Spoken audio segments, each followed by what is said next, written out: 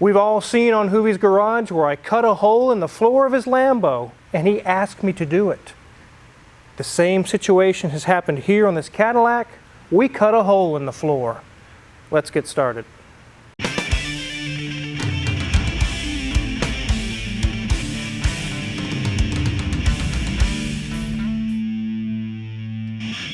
We are pretty buried deep this week here at Omega. There's lots of big jobs in the shop. Unfortunately, I couldn't cut a hole in the evaporator core job in the truck that you guys just saw in the video. That had to come all apart.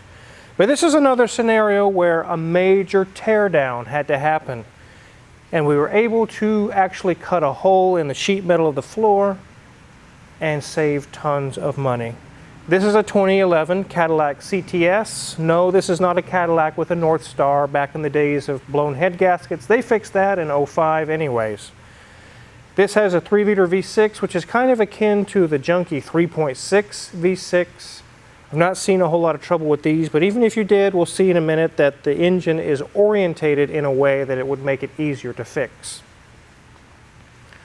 This one's dusty and dirty. They live out in the country, so no, it's not a showroom princess or anything like that.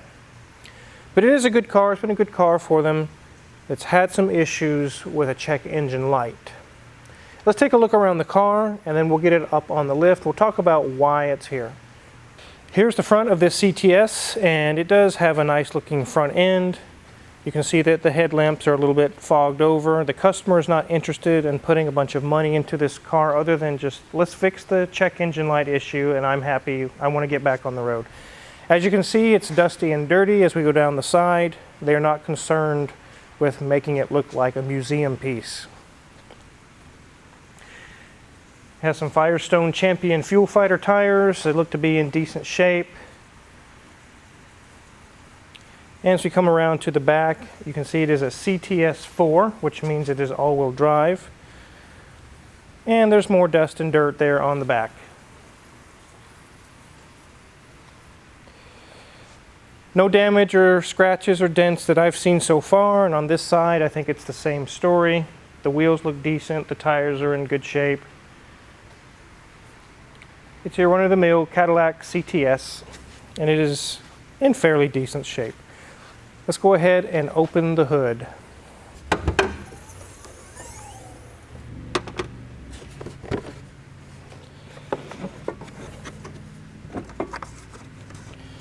We can see here it is the 3-liter V6. It is also a little dusty under here, but it is to be expected where they drive on a dirt road. You can see here that if the timing chains did have issues, you could do it in the car. A lot of the Acadias and Enclaves and things where it's front-wheel drive, the engine has to be dropped out of the bottom, and that's what makes it so expensive. This car could be timing chain serviced in car, which it still would be expensive, but it wouldn't be 4 or 5 grand, more like 2 or 3 probably. So luckily this engine is oriented in a manner that it could be serviced on the front end very easily. There's been no trouble out of the engine. It's got roughly 100,000 miles on it, so as long as they keep up with the oil changes, which is what kills the timing chains on these, they should be good for quite a while. Luckily, the problems that this car has are not under the hood. It came in with a check engine light for fuel pump performance. I'm not talking about the high pressure pump that runs the direct injection. We're talking about the low pressure pump in the tank. It noticed that the desired pressure and the actual pressure were not able to be maintained, and it threw the code. We hooked an actual mechanical fuel pressure gauge to the car and went and drove it, and when you get on it, the pressure would drop to 20 and sometimes below. So that told us that the fuel pump in the tank cannot keep up, and that's what obviously threw the code. Well, you mean a car actually threw a code and not just left you stranded with a dead fuel pump? Yes, it gave a warning, which is really good. That let her know that something's going on. It also had extended cranking. It would crank before it would finally start, and that all ties in together with a failing fuel pump. Let's get this thing on the 4-post lift here and take a look at what it would take to get the fuel tank out of this car. It's insane.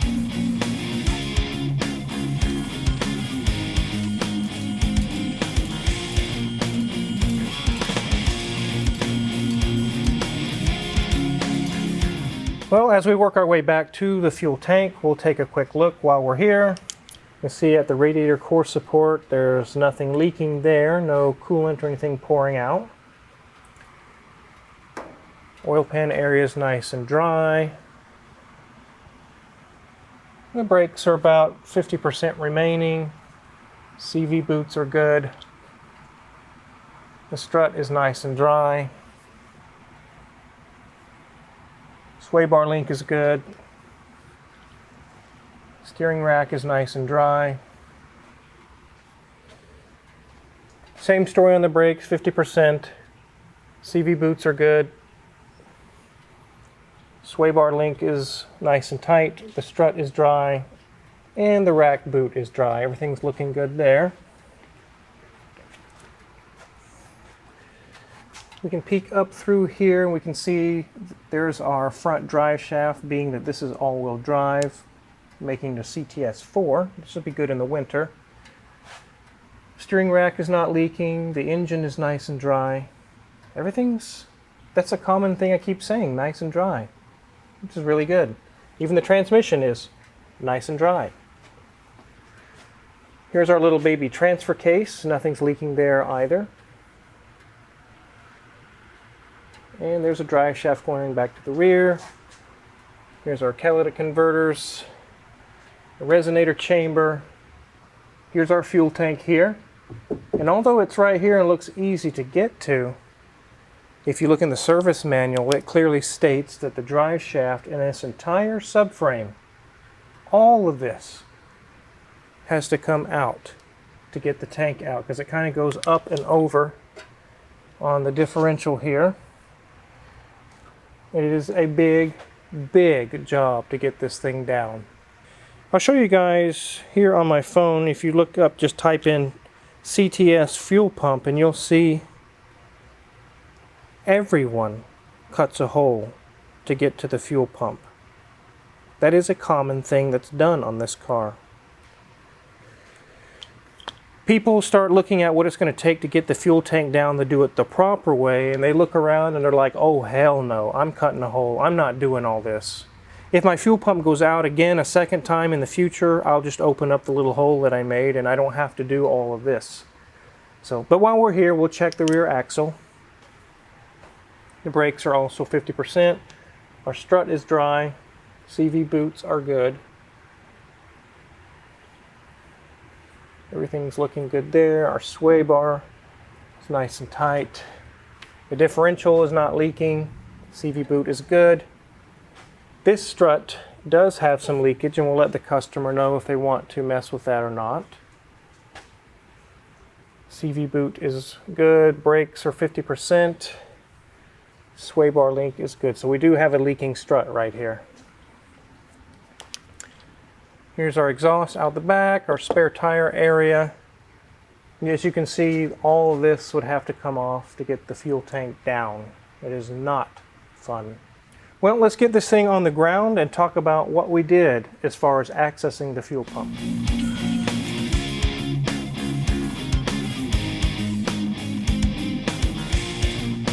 So right here under this rear seat is where you should cut your hole.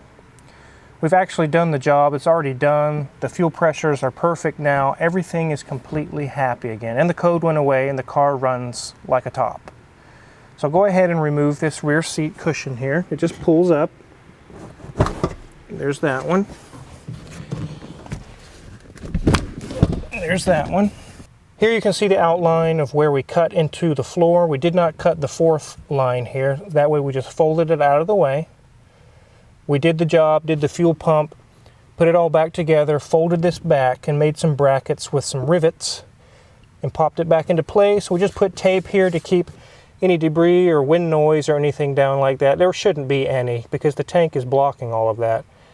But this totally made the job way, way faster. So that saved tons of time. It cut this job in half or more. We presented the quote to the customer, $2,500, possibly $3,000 to take this whole subframe out, take the tank out, and it quoted what, 10 hours or something, 8 or 10 hours to do the job, the cost of the pump, everything. It was so expensive.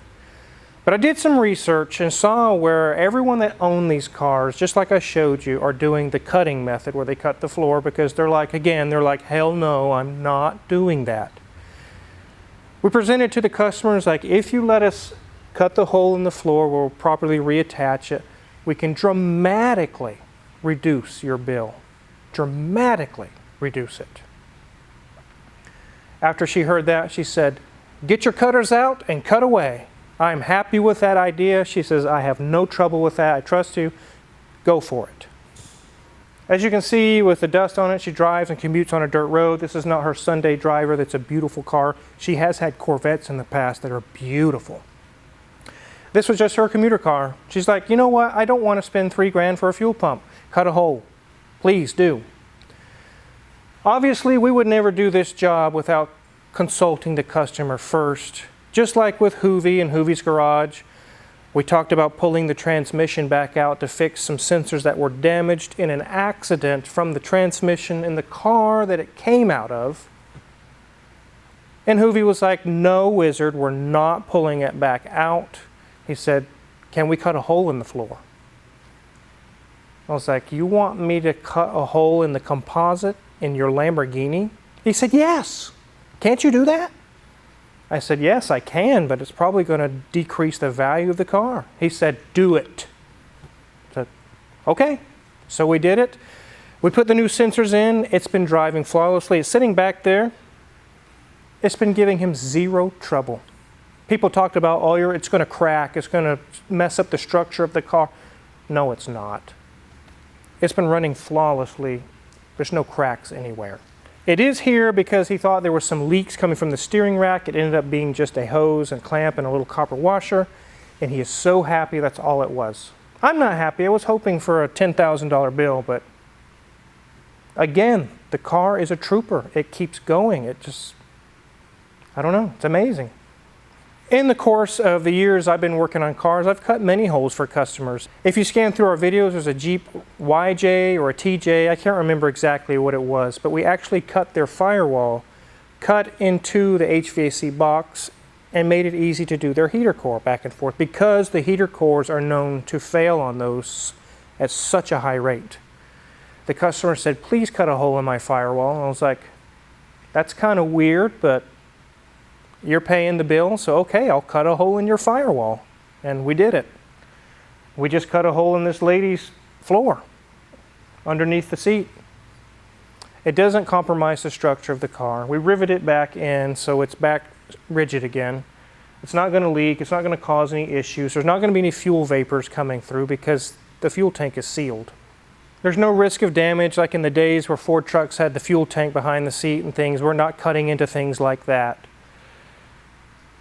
Based on what we saw on Google, there's thousands of pictures where people cut a hole in their floor for this exact method that we used. There's nobody catching on fire, there's nobody crashing, there's nobody dying from it. Obviously, it's a pretty safe mod to do on this car. So we simplified the over-engineered design of this car. Why would you put a fuel tank up into the body of a car and then put the subframe on top of that, knowing that the next person that has to do a fuel pump on this is going to have to pull the whole rear axle. The whole subframe has to come down. Why did they do that? I don't know. It doesn't make any sense.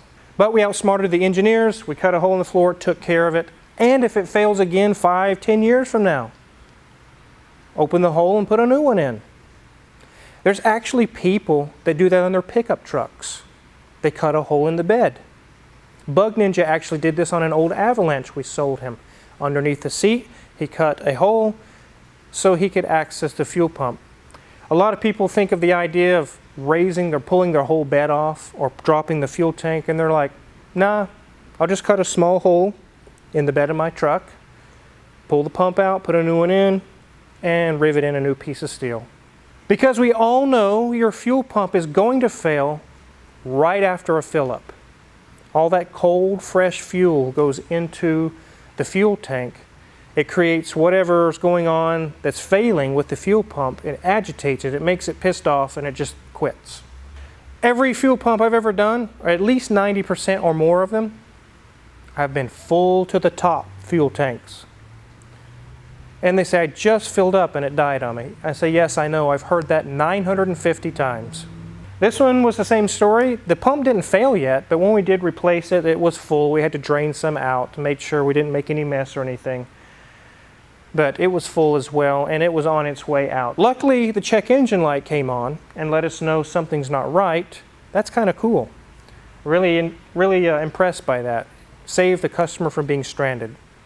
So we'll do a few more road tests on this, make sure everything's happy. So far it is. It's running perfect again. We'll get this back to the customer, and they will have a lot less expense, half or less of what they would have if they would have done it by the book. If you're curious what kind of tools we use to cut a hole in this lady's floor, check my Amazon affiliate link in the description below. We get a small cut and we really appreciate it. And make sure to hit the subscribe button because I'm sure we're not done cutting holes in floors. Thanks for watching.